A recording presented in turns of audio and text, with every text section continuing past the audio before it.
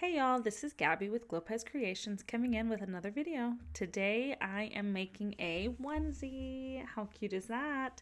It is an applique onesie. I used my laser to cut out the applique pieces and I used my embroidery machine to put it together. So stay tuned. I'll be showing how I did that with Silhouette Studio as well as with Lightburn.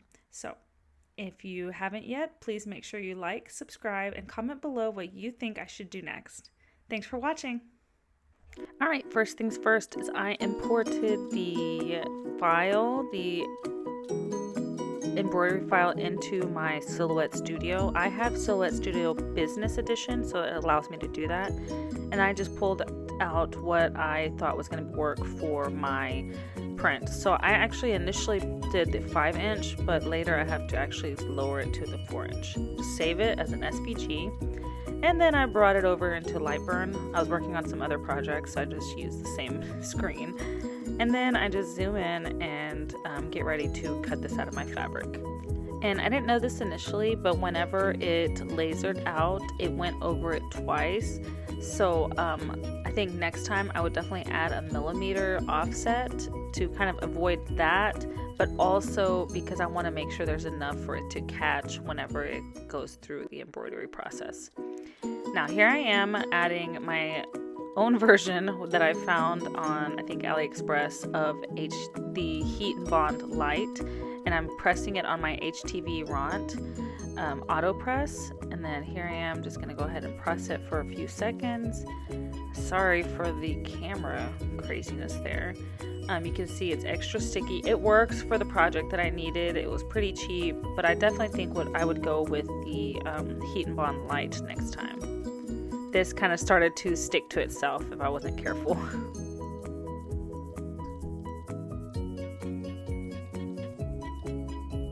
There you can see the shiny side. All right, now we're gonna cut it on my laser. As you can see, it is going to go back over it again, which was fine. It didn't do anything bad to the fabric.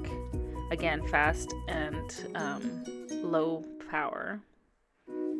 I think I do 140 power. And then here's my other piece. I really wanted the bat in there, but later on you see that it actually does not have the bat. It's because I ended up having to cut a smaller version out because I was too lazy to change my hoop. But that's okay. I'm saving the bigger one for when I decide to get bigger hoops. So there's that. That's what it looks like together. Here I am just cutting out my this is my cutaway stabilizer, putting it in my 5.5 by 5.5 inch hoop, which normally would have fit the print that I wanted to do. However, you want to remember that it's not going to be always 5.5 by 5.5. So I do, I think, about 5.2 inches just to accommodate for it needing to fit with my needles coming down. You don't want that hitting the sides and messing up your machine.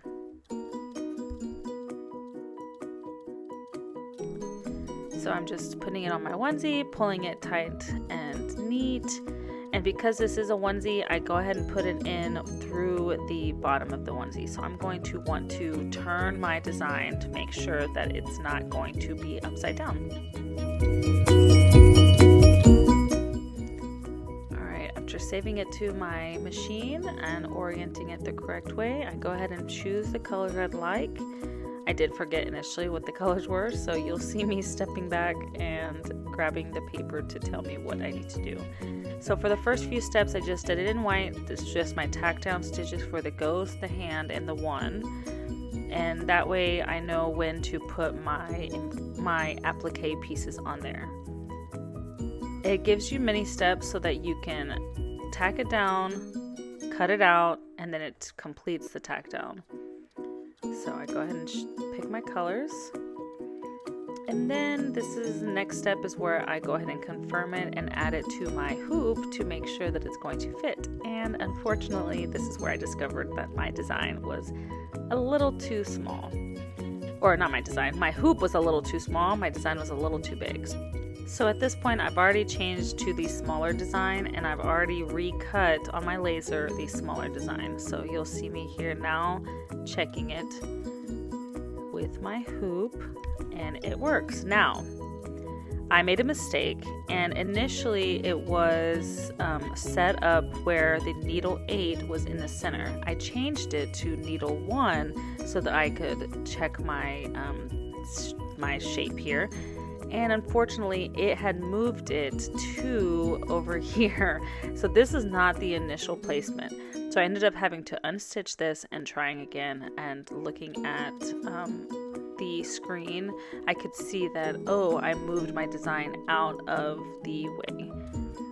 So definitely remember to check again where your design is going to be whenever you change which needle you want to be the one to frame your work.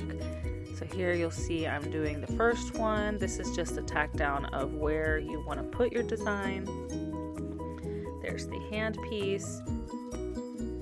And then I add my applique thinking that it's going to start at the hand, and it doesn't. But that's okay. Don't put your fingers in there. You're going to want to use a long stick or something to hold it down. Definitely keep your fingers out of the way. I've never done it, but I've heard it hurts.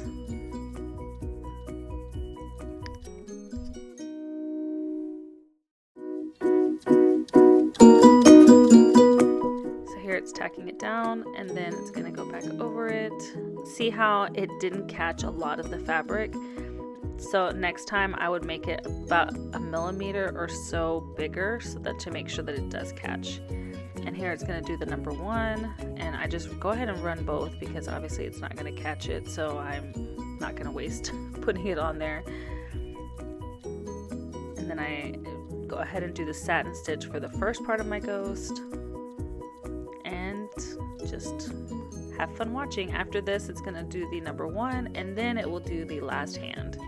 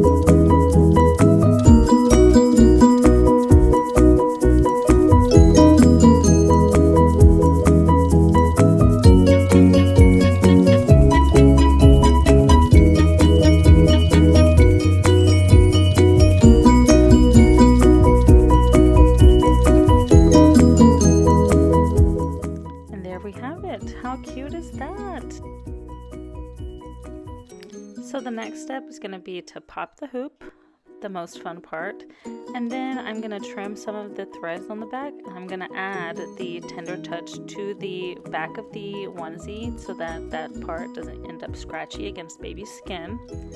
And then I'm also going to press the front applique pieces into the onesie so that they don't become loose.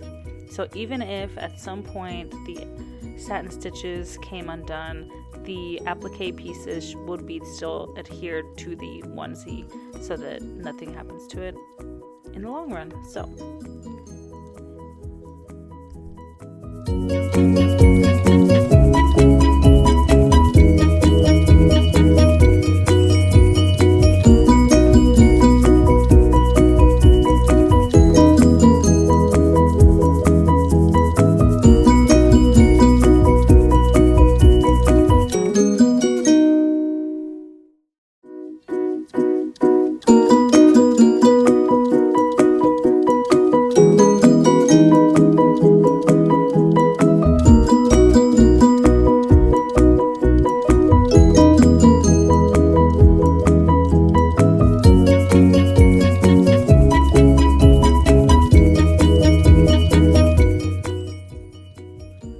we have it. The onesie is complete.